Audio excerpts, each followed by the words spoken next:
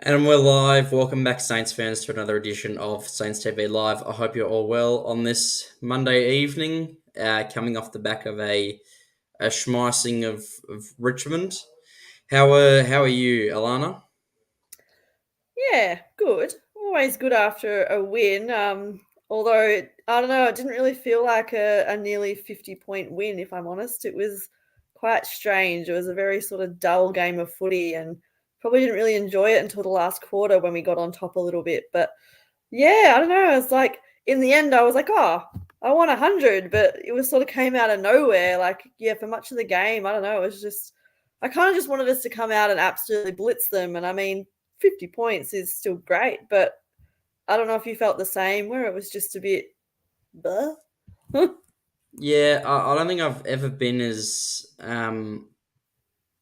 nonchalant as after a St Kilda victory, um, as I was yesterday. It was just like you beat the bottom of the ladder by convincing, sure, but it wasn't even that convincing. There were a couple of. It was just like you saw. I think it was McIntosh for Richmond just hand pass straight out of bounds. Like that's the team we're beating.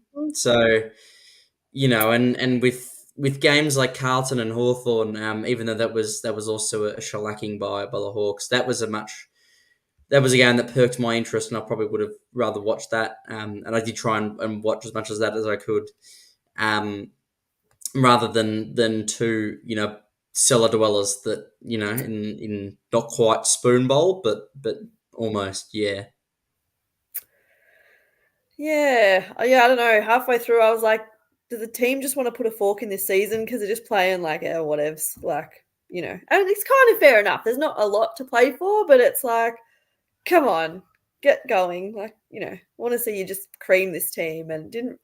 It's like it didn't happen, but it kind of did. I mean, 8 goals is still good, but yeah, I don't know. I mean, I don't know what you take out of that game.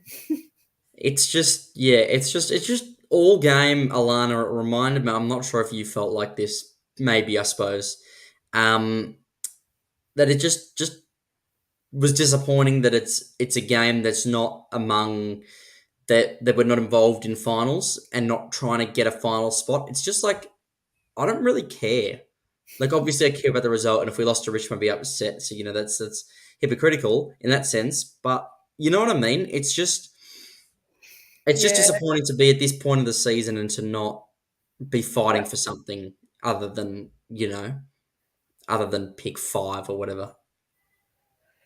Yeah, it's just I'm a little bit envious of like the Hawthorns of the world who come in and they've got this shot now to stay in the eight, and it's frustrating because we're only a couple of games out. Like if we won a couple more of those close ones, it'd be really exciting finish to the season, and the game coming up against Carlton would be huge because we'd both be playing potentially for that eighth. It'd be like an elimination final essentially. Whereas now great to knock off Carlton, but it's sort of like, well, yay, but we're not making it either. It's sort of bittersweet.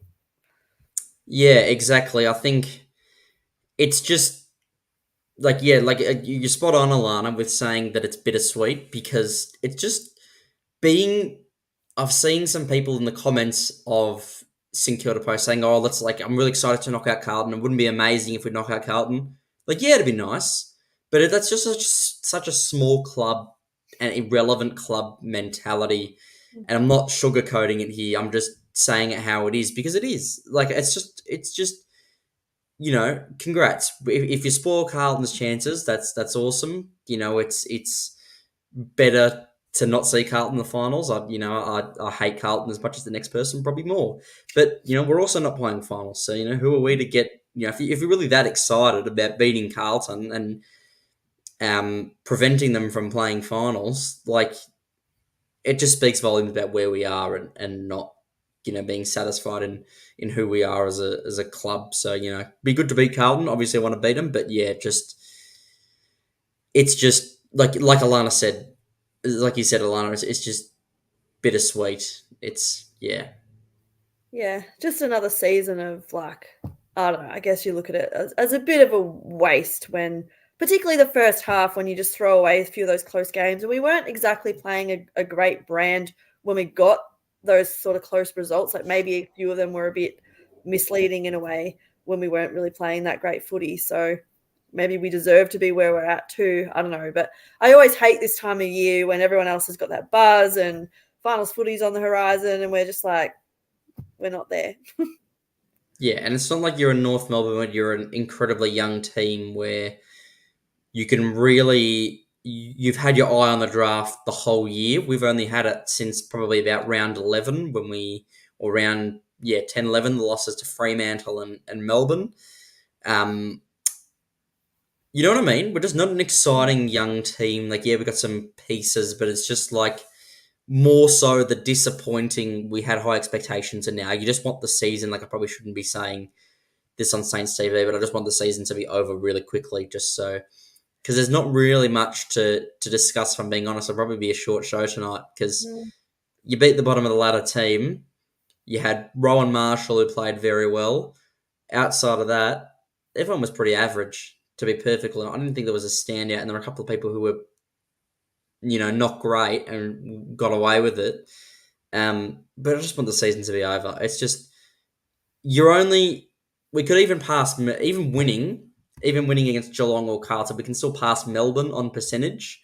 There's no real benefit. We can't lose enough to be lower than West Coast. We're only going to finish 14th or 15th, maybe 13th, but you don't want to win too much. We're just in an awkward spot.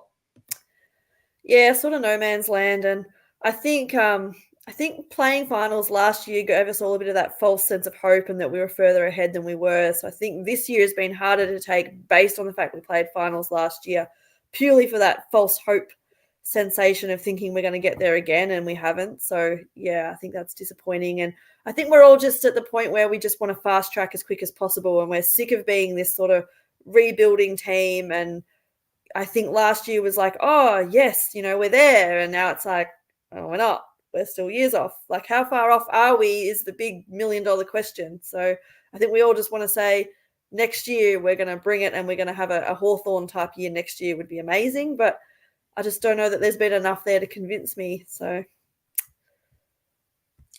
Footy's a weird game. If you look at a team like Fremantle, who everyone had, probably finished. You had a really good 2022, and then bottomed out last year, and had a pretty good season this year. Now they're starting to be worried about missing finals, but you don't really know. Footy's a weird game. You don't know where a team's at. Like Hawthorn, like you said, I don't think many expected them to rise up. And Adelaide, I personally had them missing finals, but the common consensus was top 8 team, possibly even top 4. You just don't know where teams are at. So yeah, we could have a similar year. I could foresee us finishing even in the bottom 2 next year, and we're just as likely to finish in the bottom 2 that we are to finish in the top 4 or top 8. It's just weird. Footy's a weird game. yeah, and it's been so weird lately, like so even. And then you've got Brisbane who come out and annihilate us, and I'm like, oh, they've got the flag in the bag. And then, quarter time against the Giants, I'm like, oh, look, here we go. Like, I don't feel so bad about last week. And then what? They end up losing the game. And you're like, I don't get this season. It's just crazy. And like Collingwood, like they look like they were a sure thing to beat Sydney. I went to bed because I was like, this game is boring. And then I looked at the score in the morning, and I'm like, wait, what? Like, yeah, it's so weird. Like, anything can happen. So yeah, I mean, I guess it's true. You don't want to get sort of too positive or too negative because literally, like you said, anything can happen. Yeah. Yeah, anything can. I just think it's good and bad that the comp's so even because you don't know who's going to win the flag, but at the same time, I think the reason why we've seen this year the outrage over umpiring is because a singular umpiring decision can actually change games, and that doesn't. We've seen so many of them because the comp is so close. So pros and cons. I personally think the umpires are doing fine, and just need to lay off them a bit because it's a bloody hard game to umpire AFL. And we ever go at them. But whatever. Yeah, I think I get more frustrated at the rules sometimes because a lot of the time I'm like, that's technically a free based on the rules. Like a lot of even the deliberate they call, I'm like, but that's the interpretation of the rule. Like that's the rule now. I don't agree with it, but that's why the umpires paid it, because that's the rule. Like, I get more annoyed at the rules than the umpires some of the time. Don't get me wrong, sometimes I do have a go at the umps, but sometimes it is just like, I think there's so many rules, it must be so hard to officiate. Yeah. Yeah, 100%. I think there's 2 points that you can take out of what you just said, Alana. There's the point you made about what the rule is now. I know a lot of umpires are, if you take, for example, the insufficient intent rule, which a lot of people call deliberate just because it's easier to scream out deliberate than insufficient intent from the crowd. And also doesn't help when the commentators don't even know the rules, but that's another story. We can talk about the commentators later. Yeah. But yeah, as we always do. But I know that umpires think that the insufficient intent rule is too strict, but they're limited. They have to call it because that's what's been called in the past, and it's better, even though the rule is not where I would like it to be or where they would like it to be. It has to be called because that's what's been called in the past, and they have to maintain consistency, and that's the tough thing about it. Even if an umpire, like, you have to remember that, why do the umpires call this? Well, you're going to get shitty with them if they start not calling it and they start giving players the benefit of the doubt. That's the trick. So, double-edged sword. What do you want? Tell me what you tell the umpires what you want, and of And course that everyone will say different things, so it's tough for them.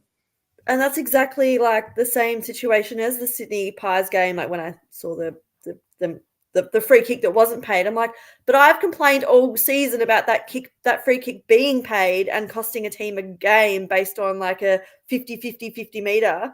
So the umpire doesn't pay it, and now you're up in arms like they can't win. They Yeah. didn't pay it, right? Yeah. Yeah, they didn't pay. Yeah, and then Craig Yeah. McRae had to go, and John Longmire fired back. Yeah. It was funny to see Craig McRae say at the MCG that would have been paid, just admitting that Yeah.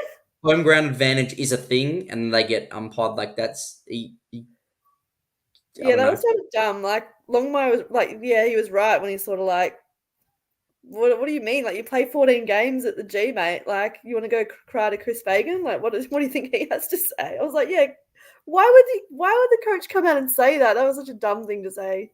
Yeah, rare Craig McRae bad decision. And another bad decision of Craig's was letting Ginnivan go, considering how good he is at the moment. But anyway, the other thing from the umpiring is the where you said that's technically a free. I heard Kane Corns talking about the Jay Gresham free kick on Saturday night. He was talking about it on the round so far on Sunday morning, and saying, yeah, that's technically a free kick, but I wouldn't have paid it. I don't like, if it's a free kick, it's a free kick. Don't have these people get upset. It's again with that precedent sort of thing. If you paid it before, you pay it now. Even if it's not quite right, even if you don't agree with it, pay it, because consistency is the best. Consistency is good, is desirable in sports. If it's a free kick, it's a free kick. You pay it. It doesn't matter what stage of the game. Don't have these unwritten rules where the umpires put away the whistle in the last 5 minutes of the game. Just call it. Yeah, I think that is the issue. Like, I think that's what I've been most frustrated at this year, is the inconsistency, especially like a holding the ball that they all seem to pay throughout the game, and then like it's not paid, and you're just like, well, which one is it? Like, I get really frustrated with the inconsistencies. Yeah, I do agree. Yeah, I'm seeing a lot of comments about Christian Petracca, and I'm not sure why. I think unless there's something that's happened in the last 20 minutes, something released in the media. So fill us in. Dylan's written the whole essay here. Fill us in. Sorry, Alana, I know you're reading that. I'll bring it back up for you. But yeah, let us know. Fill me in. Fill us in, because Alana, is there anything you're? It's like, I'm not sure if this is Um, just some random Petrarca thing or if there's something that's come up.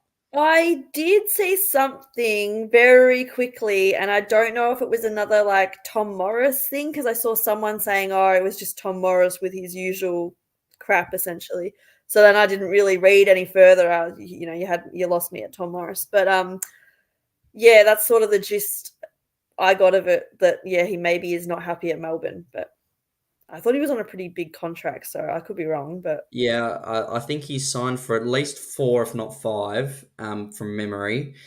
I think it's five, on some pretty hefty coin, like you said as well. Look, I don't know. I haven't. Where there's smoke, there's fire. It's usually some element of truth that reporters don't you as much as much flack as players give reporters and the media give not the media because they are the media player agents give the media. They typically, even if it's not doesn't eventuate, there's usually some mutual interest. They don't just make things up because that actually hurts their reputation as journalists. So I think there's probably some element of truth to that, but I don't know. I would go and get him. I'd rather him than Oliver. But yeah, I think I'd take either of them at this stage. Just because St Kilda's midfield is very poor. oh, absolutely. I'd be surprised if Petracca's not happy at Melbourne, why he'd think he'd be happier at St Kilda, if I'm being completely honest. But I mean, hey, I'd take him in a heartbeat. Yeah, I'm one of the ones who was always spewing we didn't get him when we got McCartan. So, I know hindsight's a lovely thing, but I remember at the time thinking, I like the look of this bloke, but yeah, I don't know. I can't see him wanting to leave Melbourne to go to the Saints somehow, but that's just my thinking. Yeah, I'll have to read more into the Petrarca situation. I can't make a comment, kind of put on the spot here, being live with information from you guys. So that's yeah, saying Petrarca wants out of Melbourne. I don't know. I don't know how. Um, at least if he's on a 5-year deal, even if he asks out and he kicks up a fuss, you would imagine at least two firsts, probably three, because that's what Geelong gave up to go and get Jeremy Cameron when the Giants matched their bid. They're probably on the same level, like that top 10 player in the AFL sort of standard. I honestly have no idea. Player currency varies considerably depending on the situation and the clubs involved, so it's impossible for a real analysis. And depending on the extent to which they want out. So if there's only mutual interest and it's sort of like a Dylan Shields situation last year where he's like, I'm happy to go to St Kilda, but I'm not hell bent on it, versus someone that was really really wanting to get to St Kilda. It's very, which I'm not sure why you would, considering someone like Josh Battle's definitely going the other way. Sorry, Beth, if you're watching, which I know that you are. Yeah, play currency is varied. But Alana, what do you think we would have to give up to go and get Christian? Oh, it'd be a lot, and like I can even see that comment saying steal and pick 5. But to be honest, I feel like it would be more. Yeah, like you said, he's probably top 10 when he's fit and firing in the AFL under contract. So yeah, we'd have to be giving up a huge amount to get him, and yeah, I don't know. I don't know, like where we are at. It's a tough one, but I just don't know if it's worth talking about at the moment without, like you said, sort of knowing more about it and where he actually is at, and if it is just a bit of gossip or if it's got a bit to it. I don't know, but yeah, we'd have to give up so much to get him. Yeah, you'd imagine they wouldn't, if they're getting rid of Petrarca, they wouldn't want Steele. Mm. They would ideally want, probably when Josh Battle leaves, both firsts that we get and the first next year, plus maybe some other stuff. I'm seeing like Max King and 5. That would have to be, you would imagine, more than Max King Mm. 5. Yeah, I don't know. I don't know why. Yeah, I don't know why he wanted to come to St Kilda if he wants a flag. I think there's about at least 13 other clubs he should go to, including Melbourne, if he wants to win one in the next couple of years. But yeah, I don't know. Like I'm seeing Lenny here saying rather spend big draft capital on a player like Finn Callahan or somebody up and coming. Um, to an extent, yeah, but I think if you go get a top 10 player, you go get a top 10 player, you go get a game changer, and that's if you can get a Degoe or a Petracca, you have to go and get them because they're not easy to get. Yeah, absolutely, and he's exactly what we need. I mean, he's an absolute bull. He kicks goals. He's contested freak. He's exactly what we're looking for. Probably even in the age bracket at the moment. I think he's got plenty of good years left in him. So yeah, and I agree. Like going to the draft is always a lottery. You're getting an absolute freak in Petracca. So I can almost see like why it's worth giving it up, but it is still a lot to give up and to weigh up. So yeah, you'd have to really look at it. I think I can't say off the top of my head what he's worth without actually looking at our list properly, what picks we've got, and is it even realistic and worth looking at anyway? Yeah, I mean Melbourne. Our midfield is obviously not that good, and it looks pretty depleted as it is. With the likes of Seb Ross, who might be retiring soon, or is who knows what's happening with him. Crouch is probably retiring because he hasn't got his knee right. So you look at you think Melbourne's had it bad with losing Brayshaw, Petracca, and Oliver possibly. Well, we have it so much worse with losing, Ross, Crouch, and maybe Zach Jones. That's a joke. That's yeah. Same. Too much risk. I would hold the picks more youth. You always go and get the player. Depending on how much draft capital, unless it's ridiculous overpay, like 4 first rounders is too much. I'd say 3 or 2 and a good player, 2 and like someone up and coming, like that Melbourne would want from us. Maybe not Steele because he doesn't fit the age profile that Melbourne would want. But the AFL draft is not like the NBA draft, where if you have a top 5 pick, 4 out of 5 of the top 5 picks in the NBA draft are going to be stars or superstars. It's much more of a crapshoot. So the picks are worth less, and therefore you're willing to give it up. And Petracca is exactly what you need. So I think you go and get. But I don't want to focus too much on Petracca because I don't know whether it's hogwash or not. So I think we should probably move on to something else. It is hot topic. Yeah. Coaches' votes. These were the coaches' votes. Dan Rioli had a terrific game. Rowan Marshall also was saying on the round. Josh Battle got 7 votes. Jack Sinclair 4. Callum, yeah, there's probably fair votes. I mean, Rowan Marshall, best player on the ground. Dan Rioli was better, but best player for St Kilda. 3, 23, and 11. And unlike last week, I can actually see what the stats are here. So that's helpful. Rather than me just doing my guessing game and using my own deductive reasoning. But yeah, Alana, do you think the coaches' votes were a fair assessment of player performances? Yeah, I do. And I mean, yeah, Rioli was annoying the hell out of me. So he obviously had a good game because opposition players only annoy me when they're playing well. So yeah, that was accurate. He had too much of the ball and we could not tackle him. But yeah, Marshall was definitely clearly best for us. He's a funny player because I don't actually rate him that high as a ruckman tapping the ball, but everything else he does is flawless. He goes forward, he kicks goals. I actually think he is a forward. I think it'd be nice if he had a little bit of a cop out in the ruck at times with another like genuine ruck so that he could perhaps play forward, but then it's sort of a catch-22 because I also really rate his game around the ground. Like I think I say, he's like a giant-sized midfielder.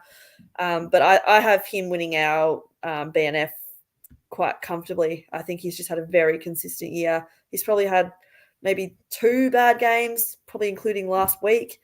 But I like that he very rarely will have 2 bad games in a row. He tends to want to bounce back and really dominate if he has a poor performance. And I really like that about him. I think he's really grown as a leader out there as well. So, yeah, I think he's great and justified being the top coaches' votes. And then Wilkie and Battle and Sinclair are they're always up there. They rarely put in a bad game. And I think they've had a really solid sort of month as well. And battle's kind of frustrating because he had the 28 touches, and you're just like, don't want to lose you. But when he comes out and keeps saying he's going to wait till the end of the year, I'm just like, yeah, your bags are packed. Like, yeah.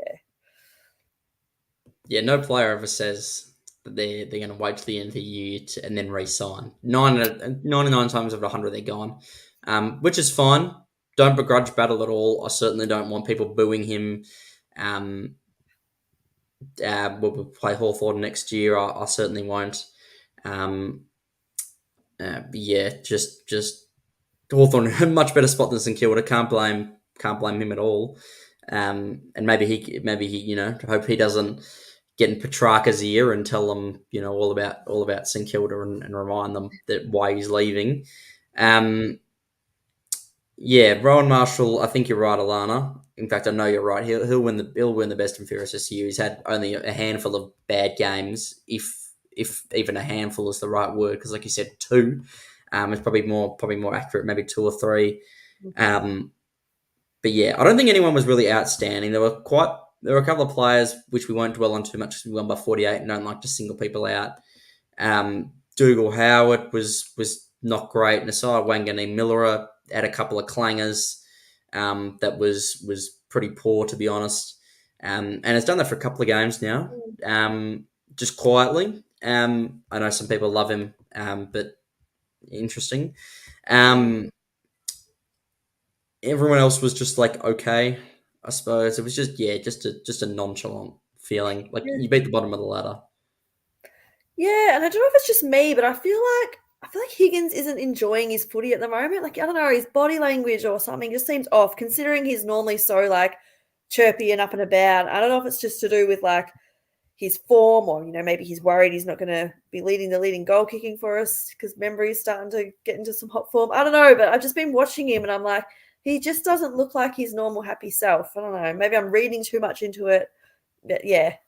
And then Butler, like, I sort of feel like he tried to get into the game, but just couldn't really get going, and then sort of snagged a couple at the end, which was nice. But yeah, just sort of like them to get going a bit earlier because, yeah, I don't know, we just didn't have anything that was that exciting. And to me, they're sort of our barometer type, like, without Henry in the side, they're a little bit like X Factor type. And yeah, even Naz, like you said, making those sort of costly turnovers. Clark had a couple of turnovers too. Like, there was just things that just hindered us from really getting going. Um, yeah, I don't know. Like, a forward line didn't really do it for me for the first three quarters. Like, I was hoping Caminiti and Sharman would but not that they were terrible by any stretch, but yeah, there was just sort of nothing that was like nothing to get you that excited. Yeah, it was just an game. It was like cool. I didn't even want to like watch them and listen to the song after. I was Mm. like, when do the Olympics start or Yeah, one of them. whatever. It was just yeah. And speaking of the Olympics, have you seen that break dancer Ray Gun? I watched it live.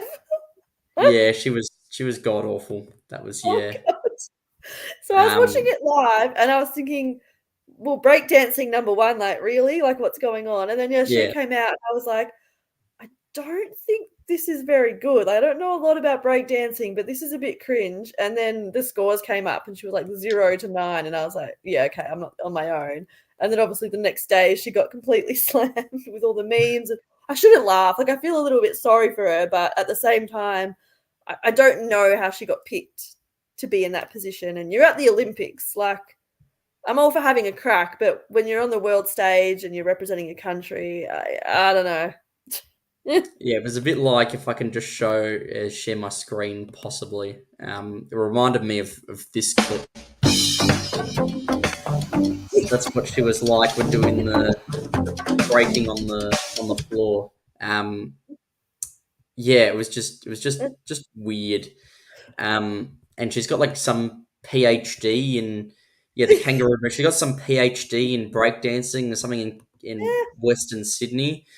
Um, like this is why like people say, oh, she's got a PhD, she's a doctor. Well, some doctors some people with PhDs probably shouldn't have the doctorate title. Is my Mm, PhD in breakdancing, like a PhD in I don't know philosophy or something is like you're not a real doctor. Like, come on. nah, it's a bit But anyway, on a more positive note about the Olympics, the Opals, the women's oh, basketball, they won bronze. That was quite a good game. I watched the second half of that.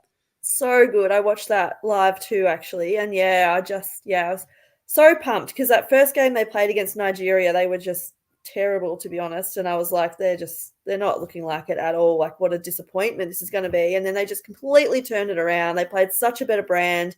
Yeah, they gelled really well as a team. Like the whole team played well. Ezzy in particular was on fire, but yeah, they were really good to watch, and I was just so happy for them because I know they've been close a few times. So yeah, nah, really good finish to the Olympics. Really, like the Aussies did really well, so it was really exciting. I enjoyed it. Yeah, much more exciting than St Kilda, that's for sure. Um, Look, we'll do a bit of squiggle to end the show. We all know how this works by now.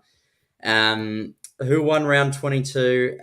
St Kilda, the worst of the winners, probably because we didn't really have anything on the line. 25% chance of finishing in the bottom four.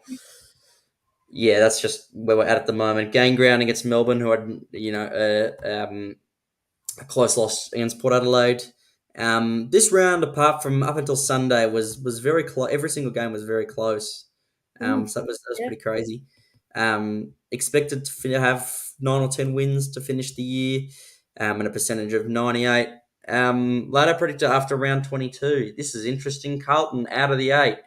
Um, their injury list is sky high at the moment. Harry Yeah, Mackay's isn't just it? gone down with another injury. So that's um, six injuries from their game against Hawthorn. So injury carnage at the moment. But Squiggle's still projecting them to finish. Oh no, Squiggle, sorry, projecting to finish outside the 8. I think Freo might miss. That's my tip. Mm, It's as we know, this is like a mathematical. Um,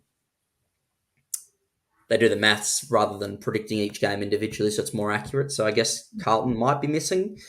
Who knows? It'll be good. It'd be good if they miss. But yeah, like wouldn't go boasting. If small tip, I wouldn't go boasting about Carlton being knocked out of the 8 or leave comments on Carlton's Instagram page or whatever because that's you get clapped back. I'm sure pretty rightly by Carlton fans saying well at least we're in finals contention. That's pretty fair. They're got a better list than we do at the moment. That's inarguable.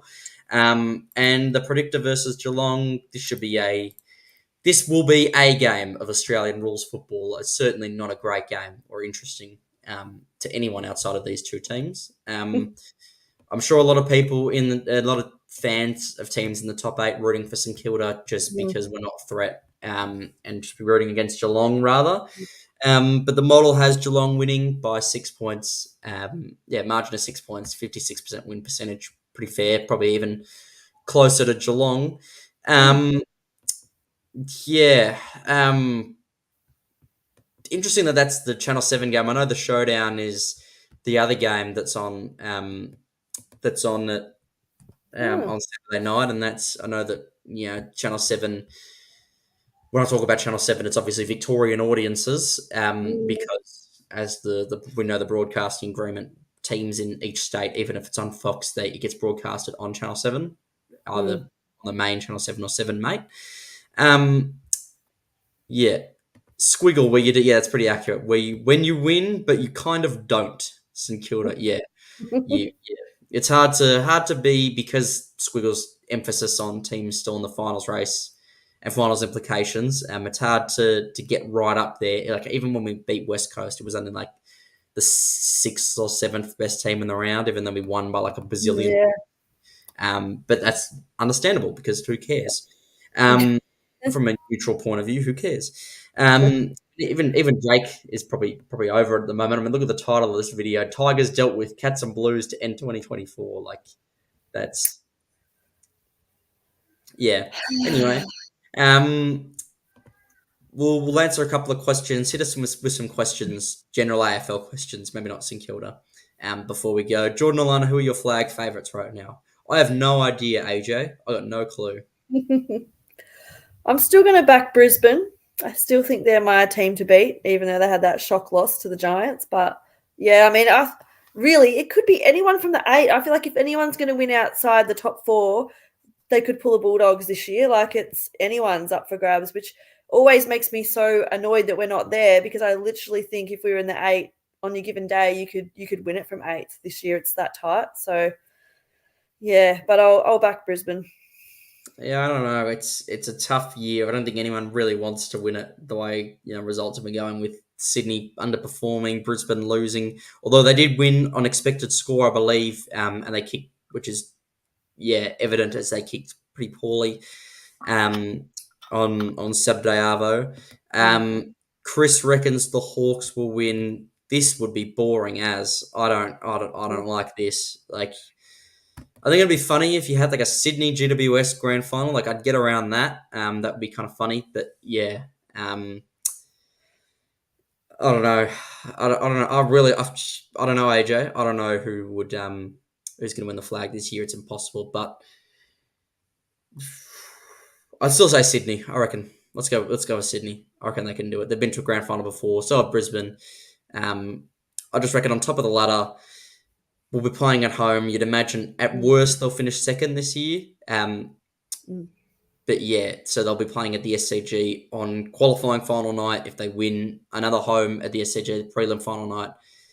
Yeah. Brisbane did interesting because both teams lost this weekend, although, as I said, like, no one really wants to win the Prem this year. But yeah, not a bad. 2 weeks ago, that would have been very likely. Who knows at this stage? Who knows? Alana, do you have a prediction for Saturday night for the St Kilda game? Not the showdown. Oh, look, I mean, I'd probably take a 6-point loss, but then at the same time, I'm sick of losing close games. So, I mean, I know these games don't mean much, but I do bloody hate Geelong, and I would love to upset them just because. So yeah, I couldn't see it just because they have so much more to play for, and they don't seem to have any problem getting up for big games and games that they should win. I feel like they generally do well. And they've just got too many stars. Whereas the Carlton game, now that they're so depleted, I actually give us a fairly good shot at beating them.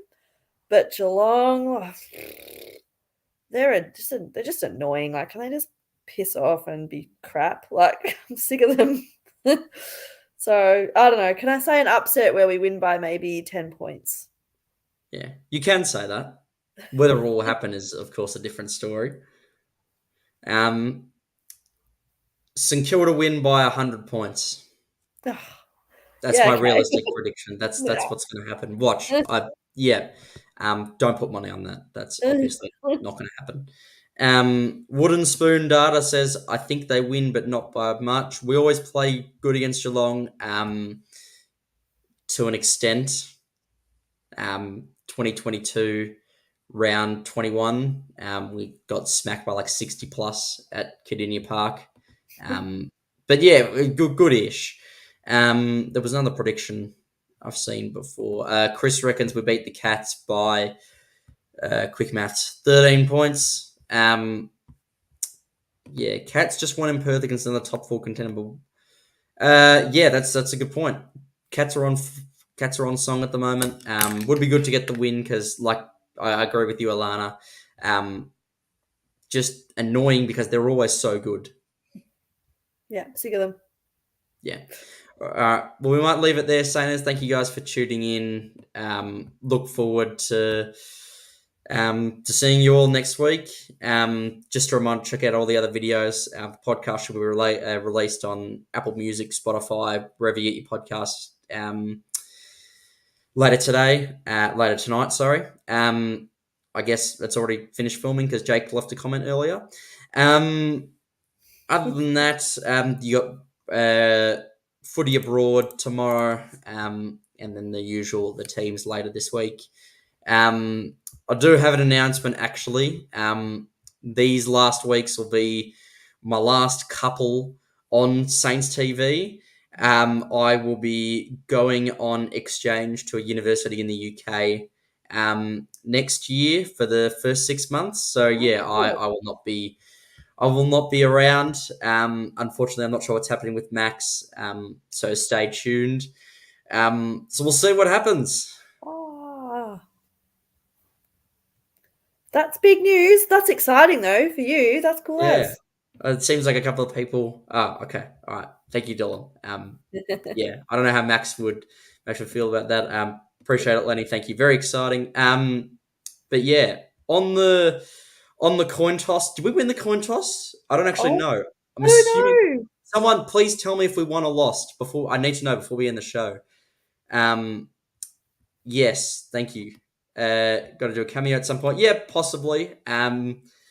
I know actually there's a town in Scotland called St Kilda. So maybe I'll go visit that and maybe I'll do a live stream from there. That would be quite Yes. funny. Yeah, thank you all for the best wishes. It'll be very fun. Max has had his Europe adventure. Now it's my turn. Good. But yeah, someone please let me know.